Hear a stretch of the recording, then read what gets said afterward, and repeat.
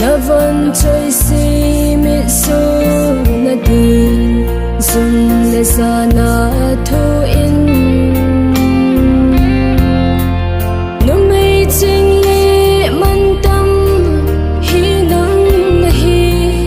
Nang si in in sung alum me he no Ka ki pa he no Nu te ni khu ni lau pe ni Chung noi so mai adang lam di e He no tia ka câu thế he Ba hang phat na he Câu chinh sa chinh dâu po nghe E ngai lu bên ta chung lu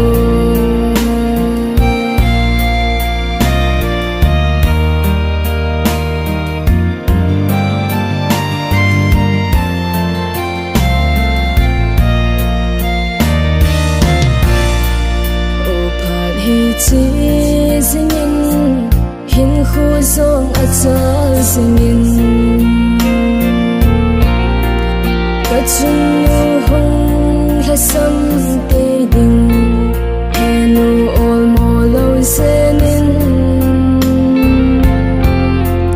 na von chai tin na am ka yo ving tin nei lu le hom tho na dim se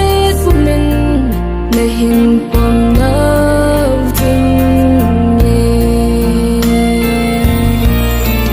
Nu te ni khu ni lau pe ni Chung noi so mai adang lam di e He no tia ka câu thế he Ba hang phat na he Câu chinh sa chinh dâu po nghe E ngai lu bên ta chung lu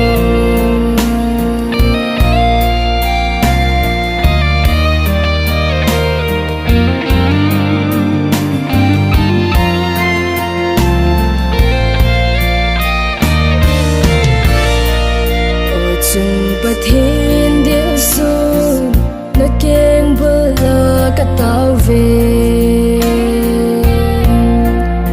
Bang chung nu nei pe zin Nam min ka thang va e Cây song ama to bang Din nei si min Nei lam hil zingin Tin in pa thi Ka chung nu to bang